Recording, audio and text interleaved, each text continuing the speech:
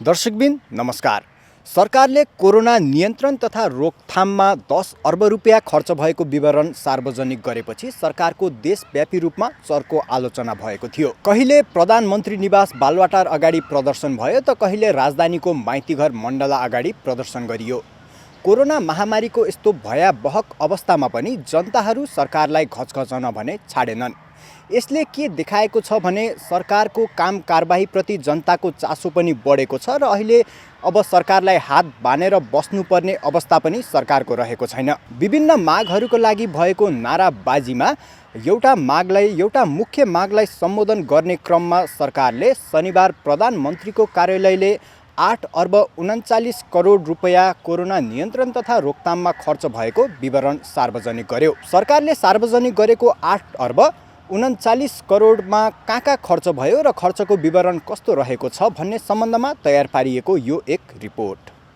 हालसम्म कोरोना नियन्त्रण तथा रोकथाममा 8 अर्ब 39 करोडको खर्च।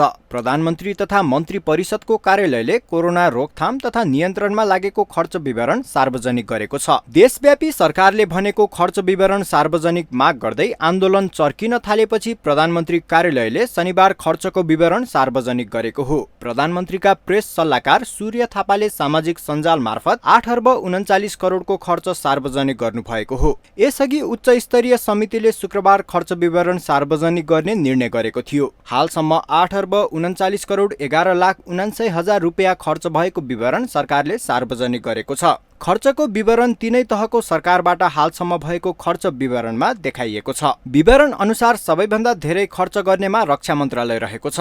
हालसम्म रक्षामा 2 अर्ब 40 करोड 24,57,000 रुपियाँ खर्च भएको छ भने दोस्रोमा स्वास्थ्य मन्त्रालयले 1 अर्ब 58 करोड 52,83,000 रुपियाँ खर्च गरेको विवरणमा उल्लेख गरिएको छ। त्यसैगरी बन्दाबन्दीको समयमा परराष्ट्र मन्त्रालयले 1 रुपियाँ पनि खर्च गरेको छैन भने संस्कृति, पर्यटन तथा नागरिक उड्डयन मन्त्रालयले सरकारले 5 करोड 20 लाख रुपियाँ खर्च गरेको देखाइएको छ। यसैगरी शिक्षा, विज्ञान तथा प्रविधि मन्त्रालयले 2 करोड 69 लाख 78 हजार, यसैगरी शिक्षा, विज्ञान तथा प्रविधि मन्त्रालयले 2 करोड 69 लाख 78 हजार प्रविधि विकास र वैकल्पिक सिकाइमा खर्च गरेको छ भने शहरी विकास मन्त्रालयले हालसम्म 1 करोड 42 लाख रुपियाँ खर्च गरेको छ। खर्चको विवरण माग गर्दै देशव्यापी रूपमा चर्को नाराबाजी हुन थालेपछि कोरोना उच्च स्तरीय समितिले शनिबार खर्च विवरण सार्वजनिक गरेको हो। बन्दाबन्दीको समयमा मन्त्रालयगत खर्च 4 अर्ब 10 करोड 55 लाख 6 हजार रुपियाँ खर्च भएको छ भने 5 अर्ब 62 करोड 92 लाख 40 हजार रुपियाँ खर्चगत शीर्षकहरूमा निकासा भएको छ। खर्चको शीर्षक अनुसार सबैभन्दा धेरै औषधि स्वास्थ्य सामग्रीमा 3 अर्ब 90 करोड 88 लाख रुपियाँ निकासा भएको छ भने स्वास्थ्य पूर्वाधारमा 1 अर्ब 12 करोड 50 लाख रकम खर्च भएको विवरणमा देखाइएको छ। त्यसैगरी बन्दाबन्दीको समयमा जनशक्ति परिचालन भए बापत 5 करोड 83 लाख 33 हजार रुपियाँ खर्च गरिएको छ भने क्वारेन्टिन व्यवस्थापनमा 13 करोड 55 लाख 98 हजार रुपियाँ खर्च गरिएको छ। यस्तै अन्य शीर्षकमा 40 करोड 15 लाख 9 हजार रुपियाँ खर्च भएको विवरणमा सार्वजनिक गरिएको छ। त्यसैगरी संघीय संरचनामा 1 अर्ब 30 करोड 4 लाख 79 हजार रुपियाँ प्रदेश स्तरबाट खर्च गरिएको छ भने 2 अर्ब 98 करोड 51 लाख 94 हजार रुपियाँ स्थानीय तहले खर्च गरेका छन्। प्रदेशको कोरोना कोषमा 2 अर्ब 22 लाख 53 हजार रुपियाँ जम्मा भएको छ भने 1 अर्ब 30 करोड भन्दा धेरै खर्च भएको छ। हालसम्म सबैभन्दा धेरै सुदूरपश्चिम प्रदेशले 36 करोड 48 लाख 70 हजार रुपियाँ खर्च गरेको छ भने सबैभन्दा कम प्रदेश नम्बर 5 ले 7 करोड 79 लाख 30 हजार रुपियाँ मात्र खर्च गरेको छ। बागमती प्रदेशमा सबैभन्दा धेरै 42 करोड 96 लाख 64 हजार कोषमा रहेकोमा 13 करोड 67 लाख मात्र खर्च भएको विवरणमा देखाइएको छ। हालसम्म कर्णाली प्रदेशमा 25 करोड 44 लाख 36 हजार रुपियाँ जम्मा भएकोमा 23 करोड 92 लाख 83 हजार रुपियाँ खर्च भएको हो। स्थानीय तहको विवरणमा कोरोना कोषमा 4 अर्ब 83 करोड 27 लाख 15 हजार रकम जम्मा भएकोमा 2 अर्ब 98 करोड 51 लाख 94 हजार रुपियाँ खर्च भएको विवरणमा उल्लेख गरिएको छ। सरकारले 8.5 अर्ब रुपियाँ खर्च भएको विवरण सार्वजनिक गरेको छ। सरकारले खर्चको विवरण त सार्वजनिक गर्यो, तर जनतालाई महसुस हुने गरी कुनै उपलब्धि हासिल गर्न सकेन। सरकारले खर्च मात्रै गर्नु तर खर्चको उपलब्धि नदेखिनुले अर्को समस्या निम्त्याउने समस्या पनि देखिएको छ। देशको समग्र अर्थतन्त्रमा यसले के कस्तो असर पार्छ भन्ने विषयमा विभिन्न वरिष्ठ अर्थविदहरूसँग गरिएको कुराकानी अबको यो प्रस्तुतिमा। अब अहिलेको आधुनिक युग लोकतान्त्रिक सरकारहरू जवाबदेही हुनुपर्छ, पारदर्शी हुनुपर्छ। अब पारदर्शी हुनको लागि पनि दुई खालको तरिका छ। एउटा चाहिँ तपाईले खर्च गरिसकेपछि भोलिका दिनमा महालेखा परीक्षकले चाहिँ नि यो लेखा परीक्षण गरेर त्यहाँनेरि ठिक भयो कि भएन छ, कहाँनेरि बेरुजु भएछ, कहाँनेरि अनियमितता भएछ, कहाँनेरि औचित्य पुर्याएर खर्च भएन छ, कहाँनेरिको खर्च चाहिँ नि दक्षतापूर्वक चाहिँ नि भएन छ, कहाँनेरि प्रभावकारी खर्च भएन, कहाँनेरि लस भयो भन्ने कुरा संवैधानिक अङ्गहरूले हेर्छन्। तर आम जनताले चाहिँ पनि त्यो कुराहरू अहिले 21औं शताब्दीमा मान्छे चेतनशील छ, त्यसकारणले खोज्छ। त्यसकारणले सकेसम्म सरकारले चाहिँ अप्ठ्यारो पर्यो भने यो कारणले यहाँनेरि चाहिँ नि समय लाग्छ भनेर समय माग्नुपर्छ। र अब यो 10 अर्ब 87 चाहिँ नि करोड खर्च भयो भनेर केही क्षेत्रगत कुराहरू गरेर आयो। अब त्यसमा चाहिँ त्यो स्थानीय तहले गरेका खर्च पनि होला, प्रदेशले गरेका खर्च पनि होला, केन्द्रीय सरकारले गरेका खर्च पनि होला, प्रत्यक्ष स्वास्थ्य मन्त्रालय भित्र भएबाट भएको खर्च पनि होला, अन्य मन्त्रालयहरूले मार्फत खर्च भएको कुरा पनि होला। त्यो कुरा चाहिँ वास्तवमा ल्याइदिनु पर्छ। ल्याइदिएर त्यो कुरालाई जनता सामुन्ने ल्याइदियो भनेदेखि त्यो सरकारको छवि पनि राम्रो हुन्छ, जनताले पनि चित्त बुझाउँछन् र त्यसलाई जस्तो हामी स्थानीय तहमै हिजो गर्दाखेरि कुरा गर्दा सार्वजनिक सुनवाईको कुरा, सामाजिक परीक्षणको कुरा भनेर हामीले नै प्र्याक्टिस गराएको छौँ। अहिले पनि ती कुराहरू गर्ने कुराहरू छ भनेपछि त्यो कुराहरू जनताले खोज्छ। त्यसकारण खोजेका कुरा चाहिँ उपयुक्त माध्यमबाट उपयुक्त तरिकाले दिनु चाहिँ पर्छ सरकारले।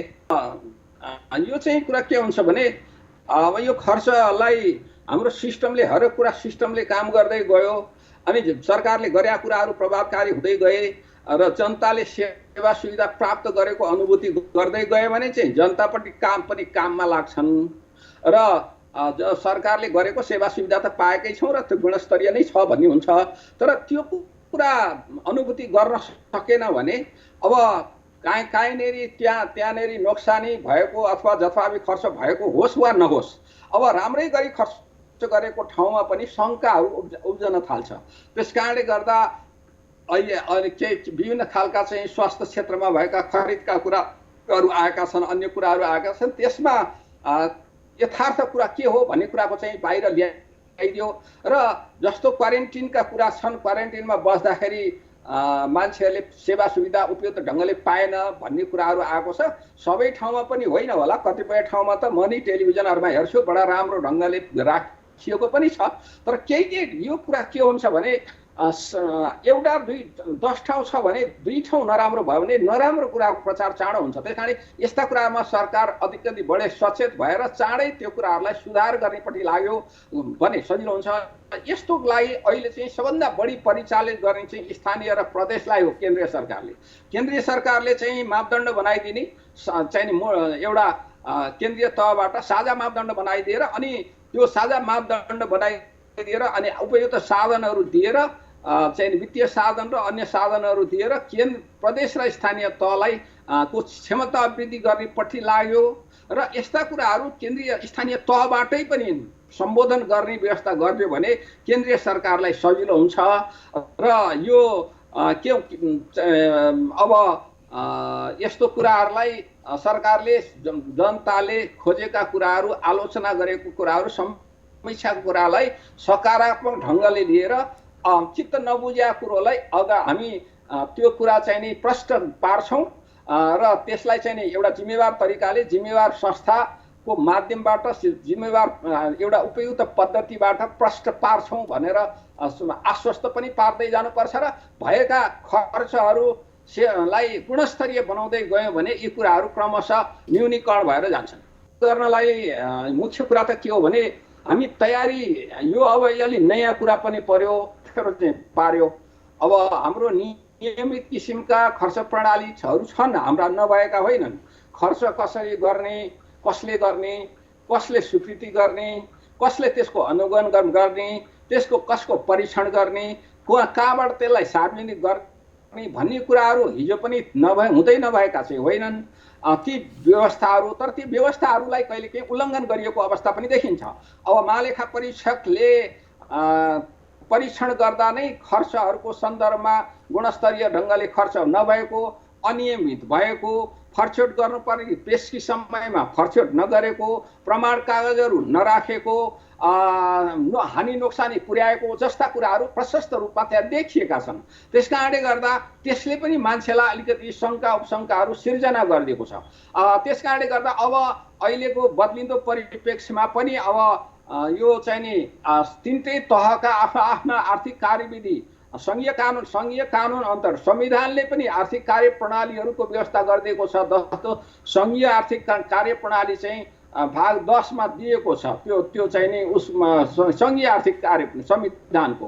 त्यसै गरी चाहिँ नि तपाईँको चाहिँ नि प्रदेशको आर्थिक कार्यप्रणाली कस्तो हुन्छ, स्थानीय तहको आर्थिक प्रणाली कस्तो हुन्छ, बजेटको तर्जुमा कसरी गर्ने, आयव्यय कसरी प्रस्तुत गर्ने, आफ्नो चाहिँ पार्लियामेन्टमा आफ्नो चाहिँ संसदमा भनौँ, प्रदेश सभामा भनौँ अथवा केन्द्रीय चाहिँ संसदमा भनौँ अथवा चाहिँ स्थानीय तहको परिषदमा त्यो आयव्यय प्रस्तुत गर्दा के कुराहरू पुष्ट्याइराख्नुपर्छ, मध्यकालीन खर्च संरचना भनेको के हो, त्यो सँगै किन लैजानुपर्छ, हिजोका खर्चहरू के भएर त्यसको उपलब्धि के भयो भन्ने कुरा समेत का विषयहरू त्यहाँ छन्। अब आफ्ना सङ्घीयदेखि लिएर स्थानीय तहको सञ्चित कोषमा कस्ता रकम राख्ने, सञ्चित कोषको परिचालन कसरी गर्ने, विभाज्य कोष कसरी खडा गर्ने, त्यसको रकम कसरी बाँडफाँड गर्ने र त्यो चाहिँ बजेट कसरी पारित गर्ने र बजेट पारित गरेपछि त्यसको खर्चको अख्तियारी र कार्यक्रम कसरी स्वीकृत गर्ने, खर्च कसरी गर्ने भन्ने कुराहरू पनि आर्थिक कार्यविधि, सङ्घीय आर्थिक कार्यविधि तथा वित्तीय उत्तरदायित्व सम्बन्धी ऐनदेखि लिएर अन्तर सरकारी वित्त हस्तान्तरण सम्बन्धी ऐनहरू छन् र प्रदेश र स्थानीय तहले पनि आफ्नो अधिकार क्षेत्रभित्र बसेर त्यो ऐन र कार्यविधिहरू अहिले बनाइसकेका छन्। त्यसकारण तिनीहरूलाई अक्षरशः पालन गर्दै गयो र त्यहाँनिर चाहिँ नि खर्च कसरी गर्ने, त्यसको अभिलेख कसरी राख्ने, त्यसको चाहिँ नि प्रतिवेदन कसरी गर्ने, लेखा परीक्षण कसले गर्ने, आन्तरिक लेखा परीक्षण कसले गर्ने, अन्तिम लेखा परीक्षण कहिलेसम्म गरिसक्नुपर्ने, त्यसको प्रतिवेदन कहाँ हुने छ, त्यसले औचित्यताको, नियमितताको, प्रभावकारिताको कुरा समेत देखाएको छ। त्यसकारण हामी कहाँ कानुनको समस्या होइन कि कानुनको पालनाको समस्या छ। त्यसकारण नीति र कानुन, अब केही कुराहरू चाहिँ नीति र कानुनमा चाहिँ समस्या छन्, नभएका होइनन् थोरै। जस्तो चाहिँ हाम्रो खर्च नीतिकै सन्दर्भमा हाम्रो खर्च नीति के हो भन्ने कुरा स्पष्ट आएको छैन। त कानुन चाहिँ बन्यो त खर्च नीति आएको छैन। खर्च नीति भनेको मितव्ययिता, खर्चमा उत्पादन सम्बन्धी सिद्धान्त कहाँनेरि प्रयोग गर्ने, खर्च गर्दा मितव्ययिताको सिद्धान्त कस्तो कस्तो अवस्थामा गर्ने, चाहिँ नि सहभागिता सिद्धान्त कहाँनेरि हुन्छ, पारदर्शिताको सिद्धान्त कतिसम्म गर्नुपर्छ भन्ने कुरा चाहिँ पहिला हामीले खर्च सम्बन्धी नीति, परियोजना सम्बन्धी नीति, परियोजना छनौट कसरी गर्ने, परियोजना बजेटमा कसरी राख्ने भन्ने समेतका कुराहरू चाहिँ एउटा नीति बनाएर गऱ्यो भने त अझ बेस हुन्छ। ती कुराहरू चाहिँ छैन हामी कहाँ। त्यस कारणले हाम्रो बजेटहरू निर्माणमै काहीँ त्रुटि हुन्छ, आयोजना समावेश गर्ने कुरामै त्रुटि हुन्छ, कार्यक्रम समावेश गर्ने कुरामै त्रुटि हुन्छ। त्यस कारणले पनि यस्ता जटिलताहरू देखिन्छ। झन् अहिले कोभिडको कारणले गर्दाखेरि हिजो सोचे भन्दा थप खालका खर्चहरू पनि गर्नु परेको कारणले पनि यी समस्याहरू आएका हुन्। सबभन्दा ठुलो कुरा चाहिँ के हो भने इमान्दारिता र जनताप्रति इमान्दार हुने, जनतासित जहिले नै पारदर्शी हुने, सहभागीमूलक हुने काम गर्नुपर्छ। र यसो गर्दाखेरि अहिले भएका ऐन, कानुन, नीति, पद्धति, प्रणालीहरूको अनुसरण र त्यसमा क्रमशः बदलिदो परिस्थिति, बदलिला घटना अनुसार त्यसमा संशोधन गर्दै गयौँ भनेदेखि हामीलाई सजिलो पर्छ र ती कुराहरू जनतालाई क्रमशः जानकारी पनि गराउँदै जानु पर्दछ। हैन, सरकार पारदर्शी हुनुपर्छ। सरकार किन पारदर्शी हुनुपर्छ भने त्यो तपाईँ हामीले तिरेको तिरो, हाम्रो कर खाएर बस्ने हुनाले हामीले पाएको, अब जस्तै विदेशी सहयोगबाट आयो अरे, त्यो आए पनि त त्यो त्यहाँका जनताले, त्यहाँको सरकारले नेपाली जनताको भलाइको लागि दिएको सहयोग हो त्यो, हैन। त्यो पैसा चाहिँ बारेमा यसरी खर्च गर्यौँ हामीले भन्ने सरकारले भन्नुपर्छ। तर एउटा सरकारले भनेको कुरा चाहिँ के हो भने केसम्म ठिक हो भने अस्ति प्रधानमन्त्रीले संसदमा भाषण पनि दिनुभयो, अब लेखा परीक्षण गरेपछि आउँछ भन्ने कुरा। तर लेखा परीक्षण त वर्षको एकचोटि हुन्छ, हैन। यो चाहिँ खालि, हैन, यो निकासा हुने बित्तिकै फलानु मन्त्रालयलाई, अर्थ मन्त्रालयले यति अरब अथवा यति करोड निकासा गर्यो, अनि त्यो मन्त्रालयले पनि हामीले यसरी पाएको निकासा मध्येमा जुन अहिले आयो क्वारेन्टाइनमा, स्वास्थ्य पूर्वाधारमा यति, अनि औषधि र स्वास्थ्य सामग्रीमा यति, अझ त्यसमा पनि छुट्याएर पिसिआर मेसिन खरिदमा यति, आरडिटी खरिदमा यति, के भिटिएस के रिएजेन्टमा यति भनेर त्यो राखिदियो भने त्यो धेरै राम्रो हुन्छ। तर ढिलै भए पनि सरकारले जनदबावमा आएर सार्वजनिक गर्यो, अहिले पत्रिकाहरूमा आइरहेछ। त्यसमा अझै विस्तृत रूपमा चाहिँ आएको छैन। तर कमसेकम मोटामोटी रूपमा औषधि र स्वास्थ्य उपकरण, स्वास्थ्य सामग्री, क्वारेन्टाइन निर्माण भनेर आएको छ, हैन। शिक्षा मन्त्रालयमा चाहिँ वैकल्पिक शिक्षा र प्रविधि भनेर आएको छ।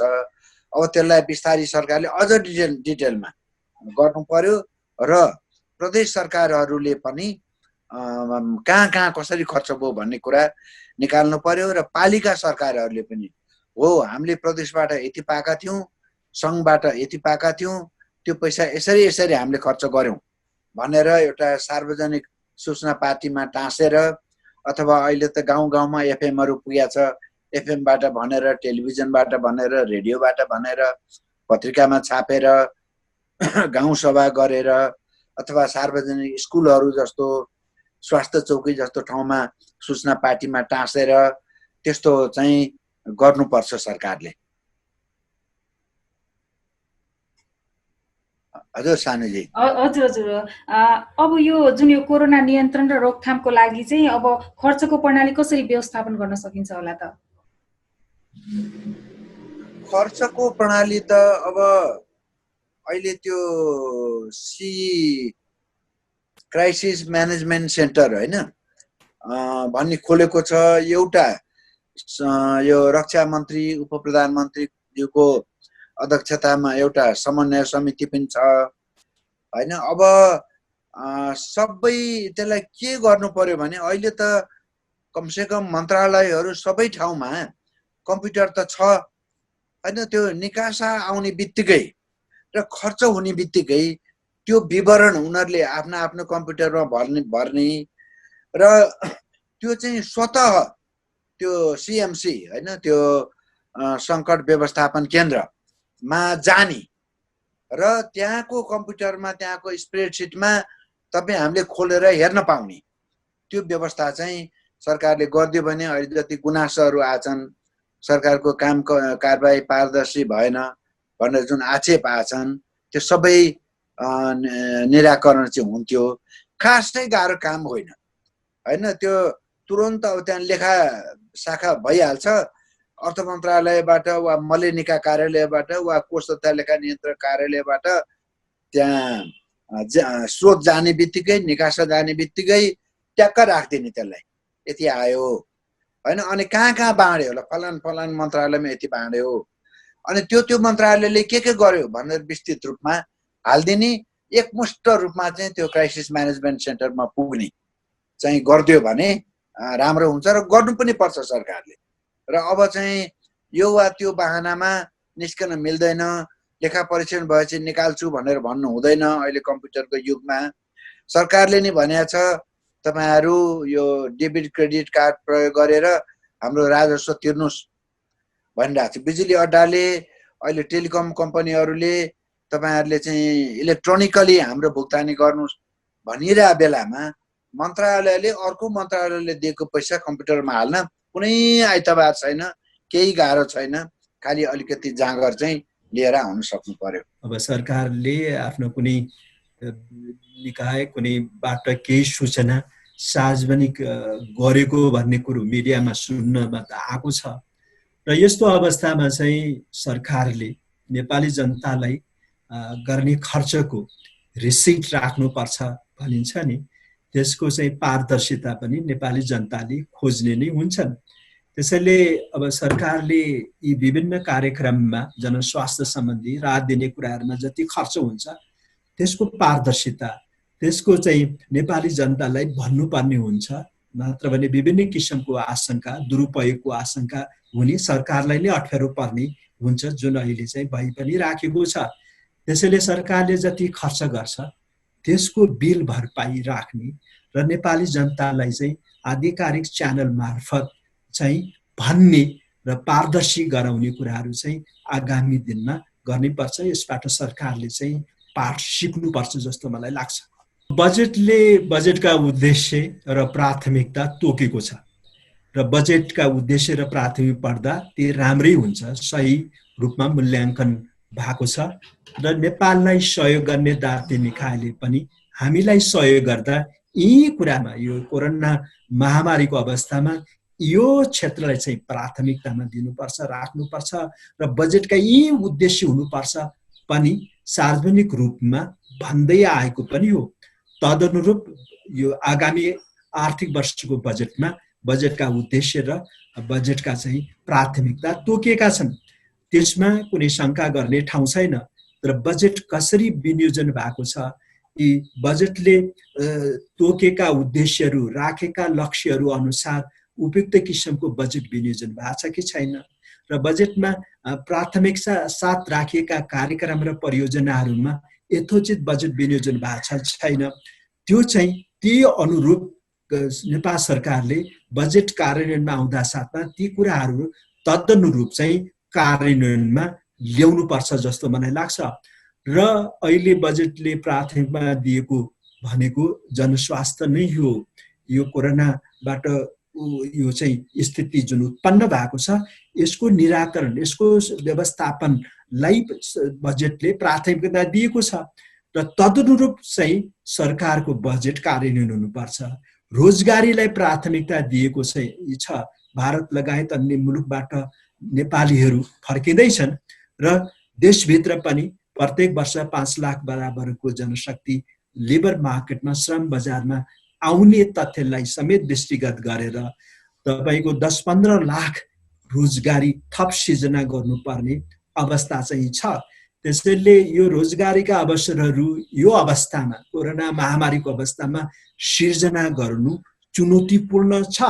त्यसैले पहिले नेपालमा के कस्ता कार्यक्रम कार्यान्वयन हुन्थे, कस प्रकारले बजेट कार्यान्वयन हुन्थ्यो, कुन प्रकारका कार्यक्रमहरू र परियोजनाले प्राथमिकता पाउँथे, त्योभन्दा फरक ढङ्गले तिनै तहका सरकारहरू लागि पर्नुपर्छ र 10 लाखदेखि 15 लाख रोजगारीका अवसरहरू एक वर्षमा कसरी थप्न सकिन्छ, सिर्जना गर्न सकिन्छ, त्यतातर्फ केन्द्रीय सरकारको बजेट, 7वटा प्रदेश सरकारको बजेट र 753 तहका बजेटहरू केन्द्रित हुनुपर्छ। तदनुरूप तिनै तहका सरकारहरूले हातेमालो गरे, सहकार्य गरे भने हिजोको भन्दा फरक ढङ्गले यो चाहिँ आर्थिक कार्यप्रणालीको यो मुलुकमा व्यवस्थापन भई हिजोभन्दा बढी रोजगारीका अवसरहरू सिर्जना हुन सक्छन्। तर यसको विपरीत हिजो हामीले जे गर्दै आइरहेथ्यौँ, जुन ढङ्गले हाम्रो चाहिँ आर्थिक कार्यप्रणाली कार्यान्वयन भइराखेको थियो, त्यही ढङ्गले जाँदा ठुलो सुधार त आउन सक्दैन। त्यसैले हिजोभन्दा फरक ढङ्गले अलिकति संरचनागत सुधारहरू ल्याएर राज्य संयन्त्रलाई पूर्णतया परिचालन गरेर हाम्रा बजेटहरू केन्द्रीकृत भए कार्यान्वयनमा लगिए भने पक्कै पनि केही सुधार आउन सक्छ। र यसका अतिरिक्त जुन अन्तर्राष्ट्रिय व्यापार अहिले सङ्कुचित अवस्था छ, गाह्रो छ, त्यो सन्दर्भमा पनि र खाद्यान्नमा नेपाल कसरी आत्मनिर्भर हुन सक्छ त्यतातर्फ तिनै तहका सरकारहरू केन्द्रित हुनुपर्ने आवश्यकता पनि छ। आर्थिक वर्ष 33-34 देखि हामी कृषिमा आत्मनिर्भर रहँदै रहेको मुलुक परनिर्भरतामा गयो। त्यसै प्रत्येक वर्ष हामीले भारत लगायत अन्य मुलुकबाट विभिन्न किसिमका खाद्यान्न सामग्रीहरू आयात गरिराखेका छौँ।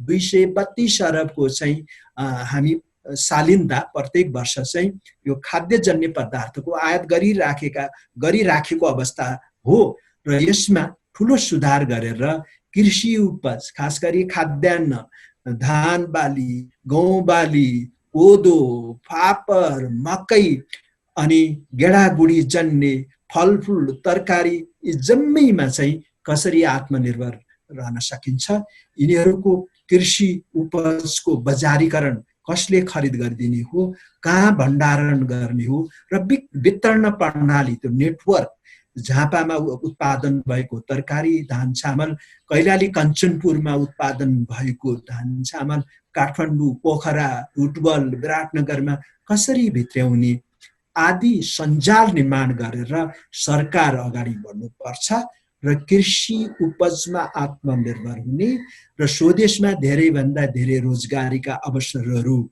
सिर्जना गर्ने, गरिबी न्यूनीकरण कसरी गर्न सकिन्छ, ज्यालादारी काम गर्ने व्यक्तिहरूको पुनरुत्थान कसरी गर्न सकिन्छ, साना तथा मझौला उद्योगहरूको पुनरुत्थान कसरी गर्न सकिन्छ र यसका अतिरिक्त पूर्वाधारमा बिजुली, पानी, सडकमा कसरी सुधार गर्न सकिन्छ त्यतातर्फ पनि राज्यले सोच्नुपर्छ। अझै 97 पालिकाहरूमा यो राष्ट्रिय ग्रिडको बिजुली उपलब्ध हुन सकिराखेको छैन। अर्थात् 97 पालिकाहरू यो राष्ट्रिय विद्युत प्रणालीमा चाहिँ जोडिएको अवस्था चाहिँ छैन। यस्तो अवस्थामा हामीले कसरी अहिले परिवर्तित अवस्थामा स्कुल कलेजमा पढ्ने विद्यार्थीलाई, सामुदायिक विद्यालयमा पढ्ने विद्यार्थीलाई कसरी हामी चाहिँ प्रविधिको प्रयोगबाट पढाउन सक्छौँ, दूरशिक्षा दिन सक्छौँ, भर्चुअल क्लासेसहरू सञ्चालन गर्न सक्छौँ, टेलिमेडिसिनका कुराहरू हुन सक्छन्, निजी क्षेत्रले लगानी गर्ने कुराहरू हुन सक्छन्, अस्पतालको सञ्चालनका कुरा हुन सक्छ, बिजुली बिना त हुन सक्दैन। त्यसैले देशभर यो चाहिँ राष्ट्रिय ग्रिड वाला बिजुली उपलब्ध गराउनको लागि माग गर्ने पूर्वाधारहरू, सडकहरू, खानेपानी आदिमा पनि सरकारले लगानी गरेर रोजगारीका अवसरहरू सृजना गर्ने, ताकि कृषि क्षेत्रको पनि विकास होस्, कृषि क्षेत्रको सुदृढीकरणको लागि पनि कृषि बाहेकका अन्य क्षेत्रको आधुनिकीकरण आवश्यक छ र कृषिभन्दा बाहिरमा मात्रै हामीले धेरै रोजगारीहरू सिर्जना गर्न सक्छौँ र नेपाली जनताको चाहना भनेको कृषिमा आफू चाहिँ श्रम खर्च गर्ने होइन कि कृषि बाहेकका अन्य क्षेत्रमा म काम पाऊँ भन्ने नै चाहना हो, काम गर्न पाऊँ, अवसर पाऊँ भन्ने नै हो। त्यसैले कृषिमा प्रविधि प्रयोग गर्ने र अन्य क्षेत्रको विकास गरेर कृषि बाहेकका क्षेत्रमा धेरैभन्दा धेरै रोजगारीका अवसरहरू सिर्जना गर्नेतर्फ नेपालका तिनै तहका सरकारहरूका बजेट केन्द्रित हुनुपर्छ र सरकारमा बस्ने नीति निर्माताहरूको सोच, विश्लेषण र नीति निर्माण पनि त्यतैतिर केन्द्रित हुनुपर्छ।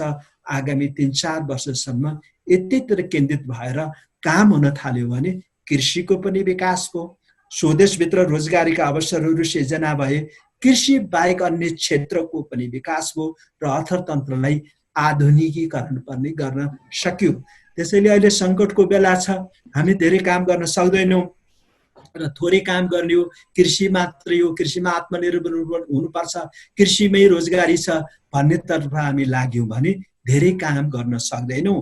त्यसैले निडर विचलित भएर सरकार लाग्नुपर्छ भन्ने मेरो कथन हो। अब खर्च त अब मैले हिजो अर्थमन्त्रीले पनि भनिहाल्नुभयो, अब हाम्रो राजस्व नआउने सम्भावनाहरू धेरै छ।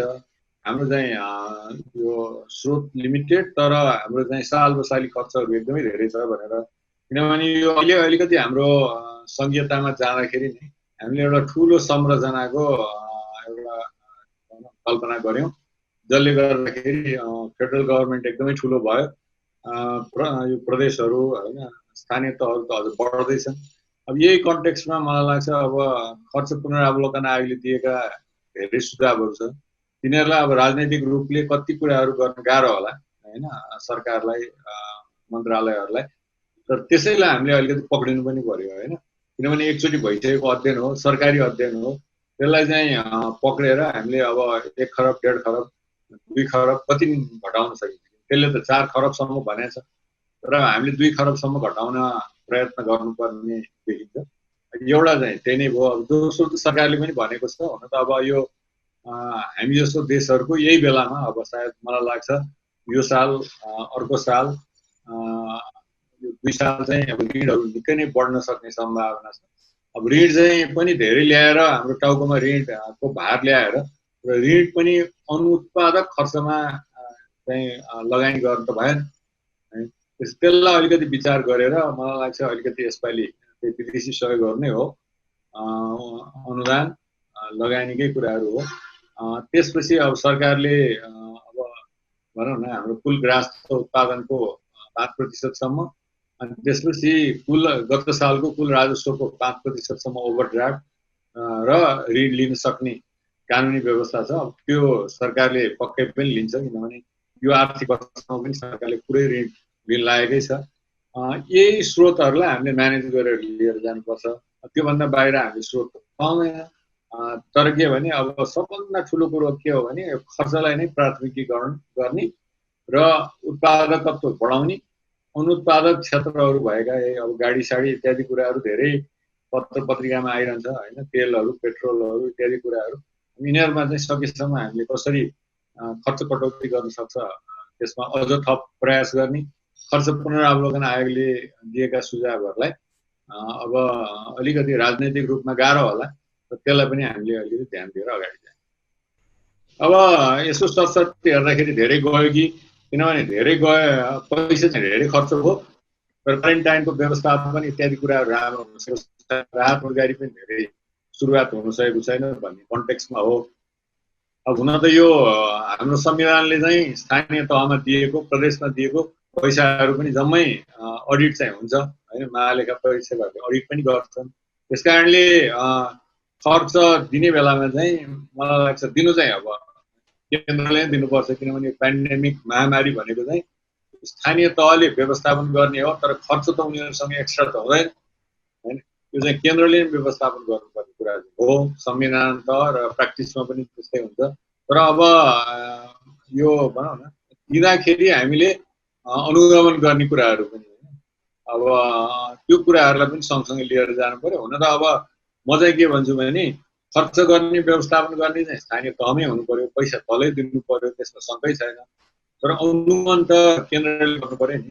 त्यसले त्यो अनुगमन केन्द्रले गर्यो भने पछि महालेखाले चाहिँ हिसाब किताबहरू चेक गर्दाखेरि त्यस्तो बेरुजुहरू आउँदैन, समस्याहरू धेरै हुँदैन। त्यस कारणले सरकारले अहिले केन्द्रमा भएको मान्छेलाई अनुगमनको लागि चाहिँ अहिले खटाउनु पर्यो र अनुगमनलाई अलिकति दुरुस्त पाइयो भने त्यसले धेरै सहयोग गर्छ। दर्शकबिन आर्थिक वर्षको अन्त्यमा लेखा परीक्षण गराएर आय र खर्चको विवरण महालेखा नियन्त्रकको कार्यालयले सार्वजनिक गर्नुपर्ने संवैधानिक व्यवस्था छ। सरकारको अहिले चौतर्फी विरोध भएपछि समयभन्दा अगाडि नै सरकारले खर्चको विवरण सार्वजनिक गरेको छ। यो विवरणमा कतिको सत्यता छ त्यो त समयले देखाउने नै छ, तर सरकारले भने जनताको पैसामा सधैँ पारदर्शिता हुन आवश्यक रहेको छ। बिजनेस प्लस टेलिभिजनका लागि क्यामेरा पर्सन विक्रम साक्यका साथमा प्रस्तुत कोइराला, काठमाडौँ।